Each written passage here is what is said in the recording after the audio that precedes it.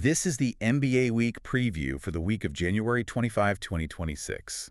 We're on the other side of AWS NBA Rivals Week, and, well, the league landscape is already looking pretty different. It really is. We're past the midpoint of the season, and you can just feel the attrition setting in. For sure. We've got huge injury news with Devin Booker and Jonathan Kuminga, and you're seeing these wild swings. The Clippers look unstoppable, while a team like the Nets is just in a complete free fall. Yeah, this is that part of the schedule, the grind. It separates the real contenders from everyone else. You're seeing it with Denver winning on pure system, while other teams are struggling to find any consistency. Exactly. And that's what we're breaking down today. We've got 8 key matchups to look at, not just to pick a winner, but to figure out how these games are likely to be won. Looking at rotations, tactics, all of it. Let's start with the Sacramento Kings taking on the Detroit Pistons. Yeah. This one feels like two teams just trying to figure out who they are. It's a fascinating clash of flawed styles. It's really a question of whose weakness gets exposed more. The Kings are coming off that 118-123 loss to the Cavs. And, scoring 118 on Cleveland is impressive. The offense is working. Oh, absolutely. But they just couldn't get a stop. Is this just who Sacramento is? Yeah. All offense, no defense. That's been the story of their season. They're a glass cannon. They can put up huge numbers, but if you punch back, they tend to shatter.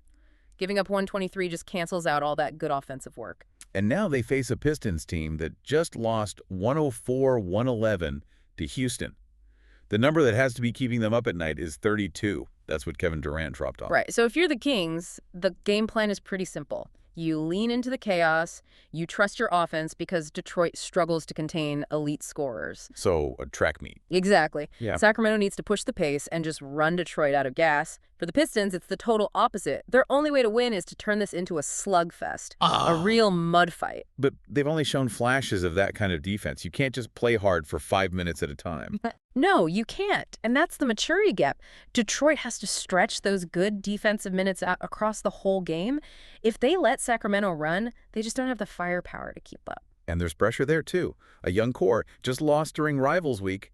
They need to respond. Immense pressure. But Sacramento's desperate, too. They have to prove they can turn these high-scoring games into actual wins. Okay, let's pivot to maybe the most interesting story of the week. The Denver Nuggets versus the Memphis Grizzlies.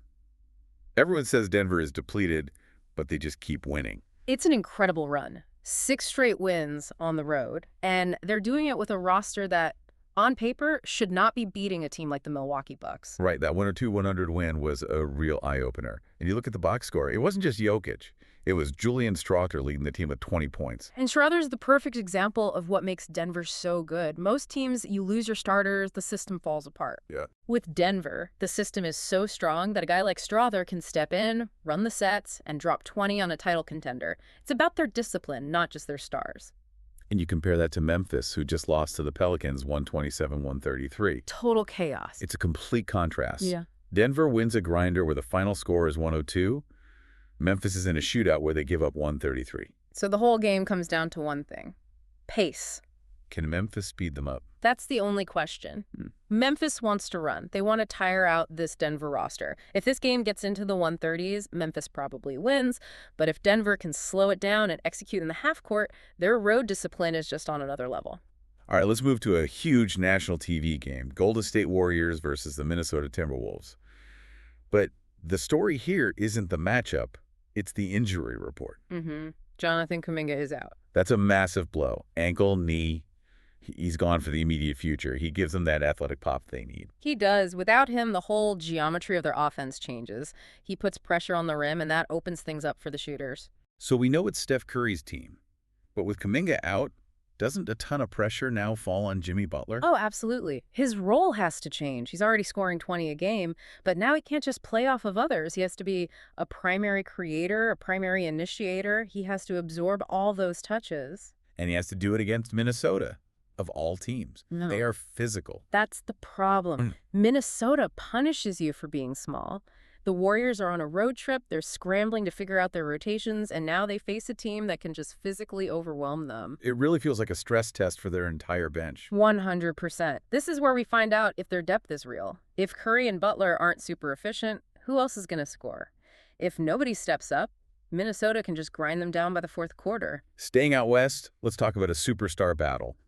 Dallas Mavericks, Milwaukee Bucks.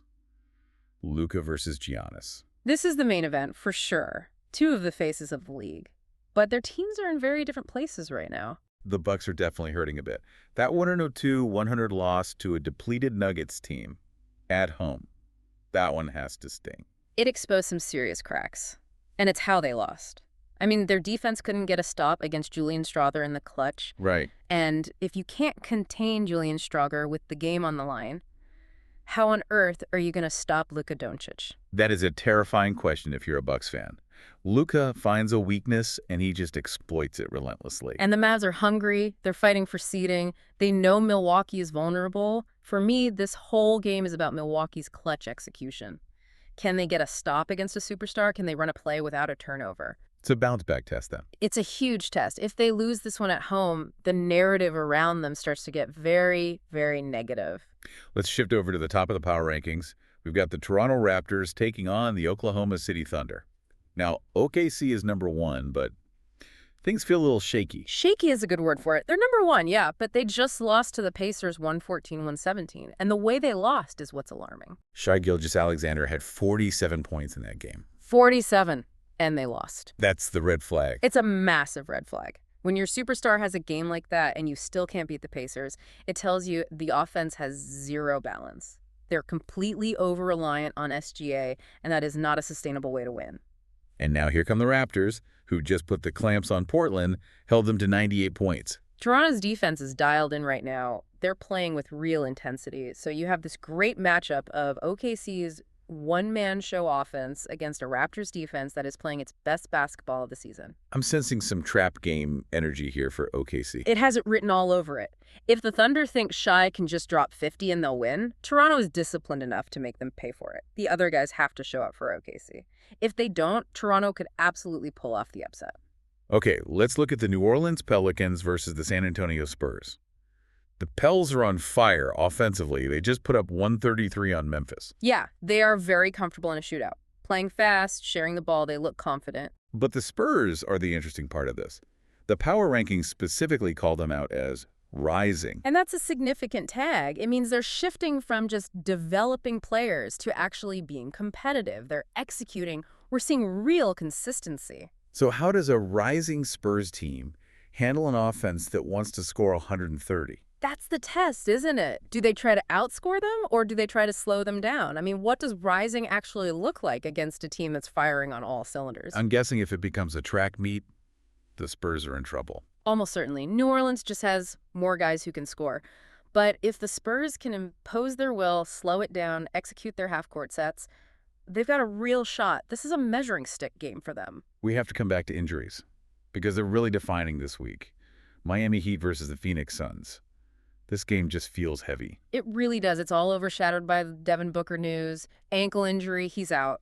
That just sucks the life out of that team. And you saw the impact immediately. They only scored 103 points in that loss to Atlanta. Which in today's NBA is basically a forfeit.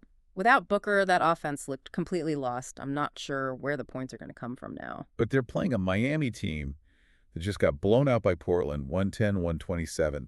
Allowing 127 points is not what we expect from the Heat. No, that is completely unacceptable for a Spoelstra coach team. A total defensive collapse. We know Bam Adebayo has to be the anchor there.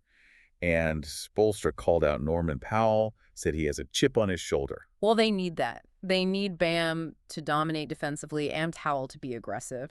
Miami's only path to victory here is a complete defensive turnaround. So we have an offense that can't score against a defense that can't get a stop. It's the Desperation Bowl. Both teams are reeling. One is missing its best player. The other is having an identity crisis. It's not going to be pretty, but somebody has to win. Last one. Brooklyn Nets versus the Los Angeles Clippers. Two teams going in completely opposite directions. I mean, talk about a disparity. It's the hottest team in the league against the coldest. The Clippers are just rolling. They've won 13 of their last 16. Kawhi Leonard is back, dropped 24 on the Lakers. They look like a machine. They look dominant. When that team is healthy and the rotation is set, they are an absolute nightmare. And then there's Brooklyn.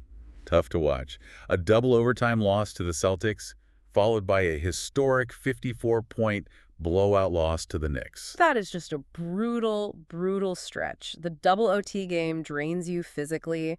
and the 54-point loss just crushes you emotionally. The fatigue for this Nets team has to be off the charts. Is this what they call a scheduled loss? It has all the signs. A tired, demoralized team flying cross-country to play a rested, healthy, confident Clippers team. Unless Brooklyn finds a level of resilience we haven't seen from them, this could be over early. It feels like the Clippers are playing for a title, and the Nets are just trying to get to the weekend. That's it, exactly. So if we pull back and look at the whole week, what are the big trends to watch? About the cracks showing there. The teams I'm really watching are the risers, like the Spurs and the Cavs. They're playing some really good basketball. And the All-Star Reserve debate is heating up. For sure. And a big part of that is Tyrese Maxey. He has played his way into the top 5 of the MVP race. The narrative is finally catching up to his incredible production. What about on the rookie front? Keep an eye on Con Nwepel with the Hornets. He's actually taken over the top spot on the rookie ladder from Cooper Flagg. He has been fantastic for a young Hornets team that's finally starting to look good. So here's a final thought for the week. You have OKC losing, even though SGA scores 47, and you have the depleted Nuggets winning 6 straight on the road with guys like Julian Strawther stepping up. Right, and it raises a huge question as we get closer to the trade deadline. Is depth becoming more valuable than just having 1 or 2 superstars? Denver's winning with a system. OKC just lost with the superstar performance. In the grind of late January, having a reliable 9-man rotation might just be more important than having a guy who can go for 50. Something for every GM in the league to think about. That's where we'll leave it. Enjoy the games this week. Watch the rotations.